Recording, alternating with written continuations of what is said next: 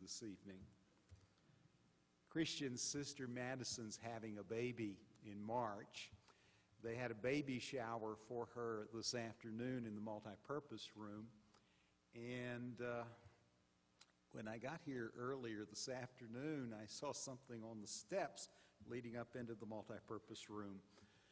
I picked it up and thought, that's a lot of donuts. They look like Timbits, but they were a little heavier than Timbits. So I turned on the light and looked, and they were meatballs, still warm. So, Christian, get them, take them, or somebody may have them for their Super Bowl party later tonight. I don't have... Is that you back there, Christian? I still don't see him. I don't have his number. I would have just texted him. He knows about it. Okay. How do you know that, Klein? Oh, well, I'm glad. You could have told me that and saved me all this trouble. Sometimes Klein's just worthless. He's not, Kurt's out roaming the halls right now. Now he's in, so we'll stop talking about Kurt now. Well, I had some other things I wanted to share with you, but I almost hesitate to start. I want to thank our deacons for being present tonight for our elders and deacons meeting, and it went very well. We're trying to get a little better organized, and our deacons have some additional responsibilities that they'll be taking on this year, and I hope if you're asked to be of assistance in any way that your response will be immediately, whatever I can do. And then our annual men's business meeting followed that, and again, our appreciation to those of you who were here for that as well. We did not have a large turnout, but I mentioned to Kurt that's a good thing. I get a little antsy when we start packing rooms for business meetings. It makes me very uncomfortable because I know something's up. And I prefer that things not be up. I prefer that they're on an even keel and we just keep moving forward as God would want. But thank you for being a part of those meetings if you were present. And if you have questions, you can talk to anyone who was present and they can fill you in. And if you'd like a copy of the year-end report, it will be available in the library. Probably is already there, and if not, it'll be there soon. We're continuing on Sunday nights to look at the Sermon on the Mount. And obviously, we're in the first chapter of 3 which contained that sermon, Matthew chapter 5.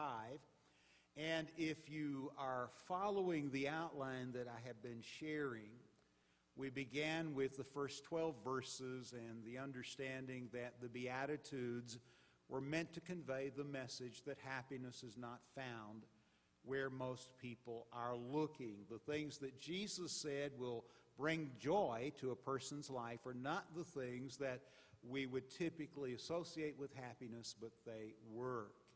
In verses 13 through 16, the two expressions that we are all familiar with and have become synonymous with godly Christian living. You're the salt of the earth, you're the light of the world, and the message was people are watching. Make sure they see in you what they ought to see. We set an example every day.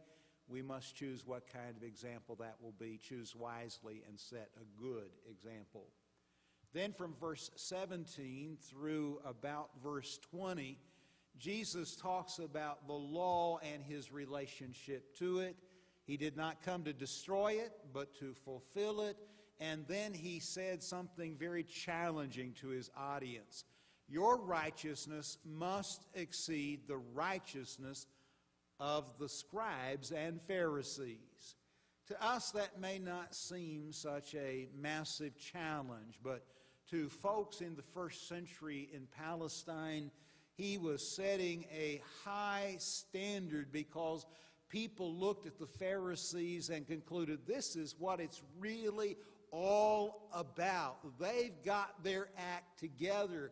Pharisee is generally thought to mean strict or straight.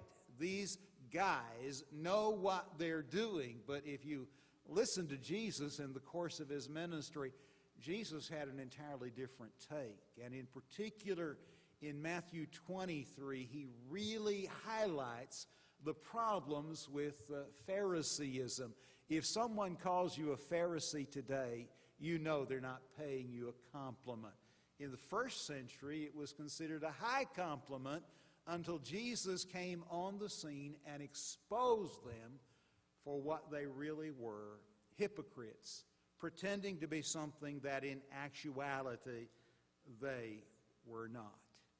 Now from verse 21, as we pick up our study, through the close of chapter 5, verse 48, Jesus does something really remarkable, and we're going to highlight each of the examples that he lays before his hearers there on the mountaintop to show that what they have been taught and what they actually need to do are not the same. And in fact, if you look at this section from verse 21 through 48, Jesus is saying to you as a child of God, you need to aim high. The standards have been raised, not lowered. We live at a time where society, in my judgment, is constantly lowering standards, when what we ought to be doing is raising them. And Jesus illustrates that time after time in the remainder of chapter 5. So we're going to look at what he says in this first section as he raises the bar, so to speak. The law said, and they had been taught their entire lives, thou shalt not murder. Now, I have for you tonight on the slide a quotation from the King James translation, thou shalt not kill. But I acknowledge to you that that translation is misleading, because the real indictment, and this came across when Christian read the text this evening, is a prohibition against murder. It is found in the Decalogue in Exodus chapter 20, verse 14, and again in Deuteronomy chapter 5, verse 18, thou shalt not murder. Now, I can't speak for everyone here tonight, but I can tell you with absolute confidence that I have never violated that law. And my heart can swell with pride, and I can stand up and proclaim my faithfulness to God. And I suspect that every one of you can make the same claim. I've actually spoken about this command in other places and said things very similar to this. One time did someone take me aside after the service and say, by the way, there was someone who did murder another person, and they did their time and are now out. They were in the assembly. Well, that makes no difference to me, because the command is still the same. Do no murder. And by and large, with very rare exceptions, we could all puff out our chest and say, as I know they said then, I've never broken that command. But Jesus does not say that that is sufficient. In fact, Jesus says in verse 22 the following, and I want you to hear the contrast between what they have heard and what God really wants from the lips of the Savior. I say to you, you've heard that it was said of those of old, but I say to you that everyone who is angry with his brother, now again, if you have the King James translation, you will find there the phrase without a cause, but there's no real justification for the inclusion of that phrase in most of the respected Greek manuscripts, and so it's not used in the English Standard from which I'm reading. I don't believe it's in the New American Standard, the New King James, and other more recent translations. So, whosoever, he says, is angry with his brother will be liable to the judgment. Whoever insults his brother will be liable to the council, And whoever says, "You fool," will be liable to the hell fire. Now, I have to stop and tell you that my chest isn't swelling as much now. I've never murdered anyone, but I felt like it to at least a little degree. Have been so infuriated, so angry, that in a moment of weakness, I might be tempted to do something that Jesus clearly says is incompatible with Christian faith. Have you? Have you ever gotten angry and in your anger lashed out?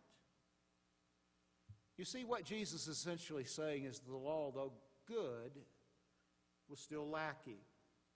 It may have prohibited murder, but it did not prohibit hate. But if there is no hate, there will be no murder. A man could then honor, Jesus says, the command, while at the same time hating his enemy. Jesus argues this is simply not compatible with the gospel. According to Jesus, these are his words, not mine, to be angry with a brother places one in jeopardy of judgment. Now think about that for a moment. Jesus says that being angry with a brother can place one in jeopardy of the judgment if that anger is not held in check, if it produces words or actions that are inconsistent with the gospel and the Christian life. We will be held accountable. And he gave 3 specific illustrations. They're verbal assaults that might be leveled. You might never murder someone, but you might attack them verbally. And the old adage, sticks and stones will break my bones, but names will never hurt me, is simply false to the core. Some of the harshest wounds ever inflicted on others have been word wounds. And so he gives 3 illustrations. He talks about the word raka. That's an Aramaic expression that most scholars believe simply means empty head. Barclay says that it is an almost untranslatable word because it describes a tone of voice more than anything else. Its whole accent is the accent of contempt. How can we, if we are people of God, look with real contempt on anyone else? Because are not they all like us, made in the image of our Creator? There's an old parable, a Jewish parable, that tells of a certain rabbi. He's called Simon ben Eleazar. And according to the story, he was coming from his teacher's house, feeling uplifted, thinking of his own scholarship and goodness, when he passed a very ill-favored gentleman who greeted him, "Rabbi, how are you?" To which, according to the story, Simon ben Eleazar responded, "You Raka, how ugly you are. Are all the men in your town as ugly as you?" To which the gentleman simply replied, "I do not know." Go and tell the Maker who created me how ugly his creation is. And thus, in the parable, the sin of contempt is rebuked. Because at the heart of this little story is the realization that we're all God's children. We're all made in God's image, and the attitude expressed by that Aramaic term raka is incompatible with Christianity. Then he uses a second illustration. It's from the Greek word moros. You can probably guess what English word derives from this Greek word. Have you ever called one a moron? Jesus says you shouldn't do that. The meaning is essentially the same as raka, and it shows the same kind of a contempt toward a fellow human being that Jesus tells us should never occur. And the third is fool. Thou fool.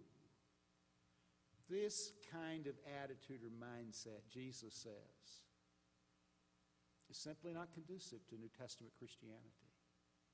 You may puff out your chest and boast, I have never murdered, but my friend, God expects more of us than the simple acknowledgement, I've never murdered. Jesus is clearly calling his disciples to be accountable to a higher standard, as I said at the outset. Not only must we not murder, but we must not have in our hearts those feelings and motives which lead to the sinful action. That reminds me of something that we encounter in Colossians chapter 3. Mortify therefore your members which are upon the earth. The Apostle Paul says in that text, it's beginning in Colossians 3:5, I believe. Fornication, uncleanness, inordinate affections, evil concupiscence, and covetousness, which is idolatry, for which things' sake the wrath of God cometh on the children of disobedience. Then he went on to say, a people of God, in verse 8, that we need to rid ourselves of anger, wrath, malice, filthy communication, blasphemy, and lie. Now, I'm primarily interested in the words anger, wrath, and malice there because I think they fit the context of what Jesus is saying in Matthew 5. The word anger is the Greek word orge. It is defined as long-lasting, slow-burning, smoldering rage. A rage that refuses to be pacified. You no doubt have met people who often for inexplicable reasons become enraged and cannot be calmed or satisfied. You'll find them in the world. You ought not find them in the church. The word wrath is the Greek word thumos, and it is defined as a blaze of sudden anger which is quickly kindled and quickly passes. And if we're not careful, our lives can be characterized by wrath. The third word is kakia. It's the word translated malice. That word means a viciousness of mind from which all vices spring. And Jesus is saying in the context of Matthew 5:21 through 26 that this is incompatible with Christian faith. These things happen when we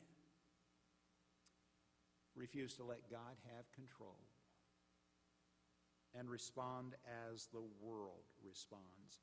You see, Jesus would argue that not only must we must not murder, he would say we must keep our anger in check. James 1:19, let every man be swift to hear, slow to speak, slow to wrath. We generally emphasize the swift to hear and slow to speak, but it also says slow to wrath. We've got to learn to deal with things on a more even keel, to be calmer, less irritable, to have our feathers ruffled, should require a whole lot more than a word or two that we take offense to, or the failure of someone to speak to us, or a whole host of things that I have been told over the years have been justification for breaking off relationships and destroying friendships. He didn't speak to me, I'm not going to speak to him. You say, can that happen in the church? You betcha. In my very first work, I found two men that hadn't spoken to each other in years. Now, being young and not knowing any better, I immediately went to both of them. And I asked why. And the response was, he did not speak to me one Sunday morning. And I haven't spoken to him since. So I went to the gentleman. He wasn't even aware that he had failed to speak.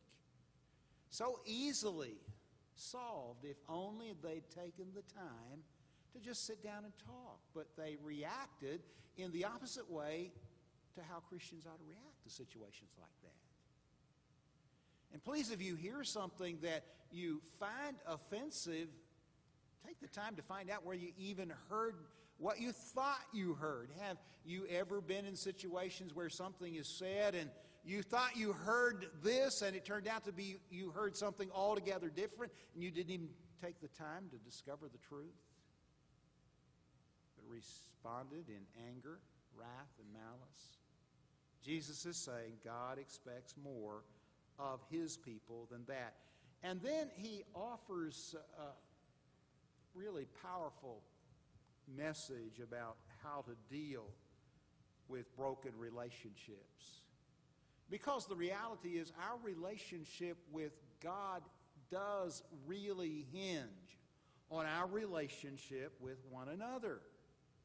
Notice once more verses 23 through 26. If you are offering your gift at the altar and there remember that your brother has something against you, you have come to the altar with your sacrifice, but you suddenly realize you have done something hurtful, offensive, unkind to a brother, leave your sacrifice. Leave your gift there before the altar and go. First be reconciled to your brother and then come and offer your gift. Come to terms quickly with your accuser while you're going with him to court, lest your accuser hand you over to the judge and the judge to the guard and you be put in prison.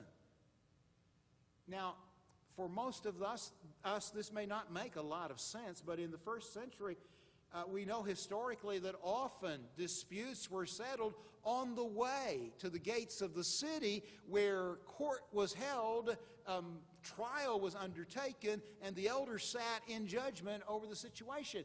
It was better, if at all possible, to work it out between the parties than to make a public spectacle and seek to address it in that way.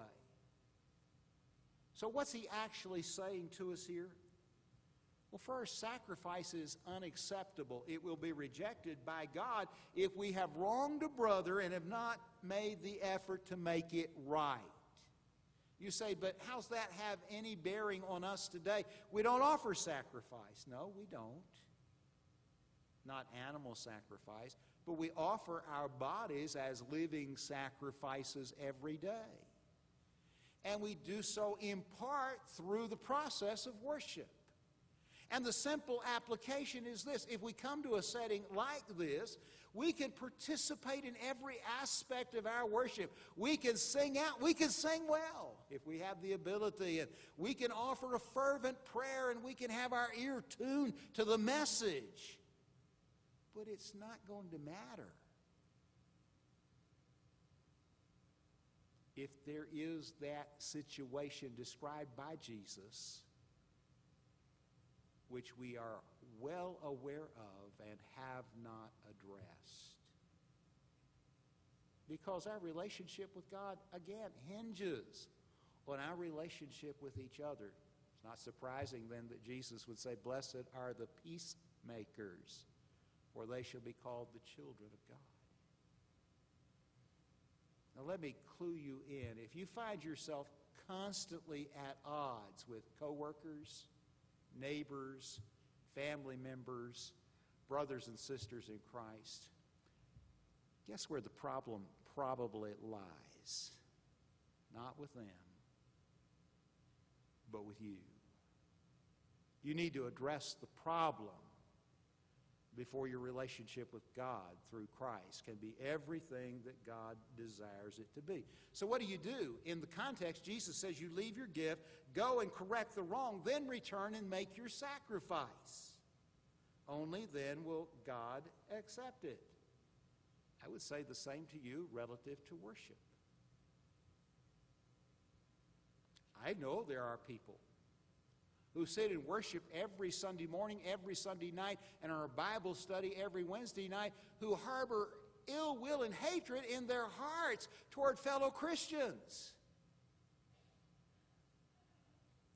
And they're only doing themselves damage when that's the case. We need to correct what we can correct and forget what we can't. Demonstrate forgiveness, compassion, and understanding in order that we might have the same from our Father. And by the way, the Scriptures do not leave us in the dark as to how we go about this process. In Matthew chapter 18, in verses 15 through 18, it's out of the context where Jesus said, whether two or three are gathered together in my name, there am I in the midst. We hear that expression used often about the public assemblies, that we are gathered together in His name, and so Jesus is present in our worship tonight. I believe that's a fair assessment of the truth, that our Lord is present with us, not only in our worship, but everywhere we go. But the context is about a man or woman who has a spiritual problem, and we who are Christians must help them address and overcome that problem. How do we do that? We go to them. Now, how do we do it? We call the elders of the preacher and say, you need to go talk. That's not what the Scriptures say, folks. If there's a situation that needs rectifying and you are aware of it, you have a responsibility to interject yourself and say to the offending party, this is not right. And if they won't listen, then Jesus said, take two or three more and approach them again. And by the way, these are not your allies, but their allies, people that they love, they trust, they respect. And sit down and explain the situation, give them direction from the Word, and encourage them to return to the faith. Only as a last resort, when everything else has failed, does Jesus say, bring it to the assembly or the church. That's His formula for restoring relationships and living faithfully to God. And why should we do this? Galatians 6, 1 and 2 talks about seeing a brother overtaken in a fault, ye which are spiritual, restore such a one in the spirit of meekness, considering yourself. You never know when it might be you that's in that situation. Don't you want people coming to you and saying, we love you, we care about you, we want you to be active and faithful in the church, we want you in heaven eternally? Oh, preacher, that would be so uncomfortable. Yes, it's uncomfortable. But it's so, so vital. And again, if you go back and read Galatians 6, 1 and 2, this is not something that preachers are told to do. It's not something that falls on the shoulders of elders exclusively. This is a demand to all Christians. And you may be the one person that can interject yourself into the situation and find a resolution. Step out of your comfort zone and do what needs to be done. And Jesus would say, do it sooner rather than later. Look at verse 25 again. Come to terms quickly with your accuser while you're going with him to court, lest your accuser hand you over to the judge and the judge to the guard. You know, there are some things that I guess it's all right to procrastinate on. matters that really don't matter, you may want to begin an exercise program. You can put it off till tomorrow or next week or next year, and there'll be no spiritual repercussions.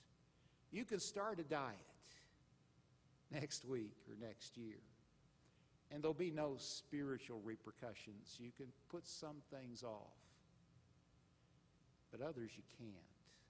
Those matters of a spiritual nature that impact our eternal well-being need to be addressed and addressed immediately. And that's what Jesus is saying here. If there's a problem, resolve it now, not later. In fact, get up, walk out, and go make the thing right, and then come back and you can worship God faithfully and acceptably. Just as he said then, leave the altar, leave your gift. Go get this thing taken care of. And then come back and God will accept your gift. The longer you delay, the reality is the less likely you are to do something about it. And I will go a step further and make the application that in terms of your response to the gospel of Jesus, the longer you delay that response, the less likely it will be a positive one. Now, some of us have been fortunate. We knew the truth before we ever obeyed it for some time. But God was gracious.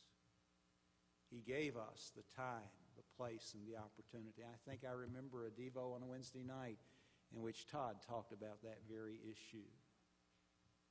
Not everybody's so fortunate. I would like to say at the close of every service, I know I'll see you at the next assembly. But I don't know that I will be here or in eternity. And I don't know if you'll be here or in eternity. I don't want to leave eternal matters to another day. I want to address them as Jesus says now, because the failure to do so has severe consequences. That's verse 26. Aim high. The bar has been raised. Work on anger, wrath, and malice. Know that anger in and of itself obviously is not sin. Be angry and sin not. Ephesians 4:26. But know that anger unchecked, uncontrolled, can lead to murder and a host of other serious matters. So focus on the heart. Listen to Jesus and follow his directions. Over and over again now, for the next several Sunday nights, we're going to be looking at the illustrations that Jesus used to say to us, we are people of God. Let's be people of God in how we deal with each other and in our response to the gospel. We're going to close this evening, as we always do, with an invitation song and an opportunity for any in our assembly who are not Christians to step out and obey, and for those who are wayward to come back home if by chance there may be someone who needs to do that. And then, as we always do, we'll give those of you who have not had opportunity to commune the opportunity to do that. And we'll have a final song and prayer after the announcements.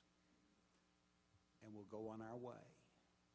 I hope to be better examples to the people around us of what it really means to live for Jesus, and to know that the real proof of our relationship with him is seen in our relationship with each other. You think about that and your relationship to God and what you need to do if it's not what it ought to be, as we stand and sing together.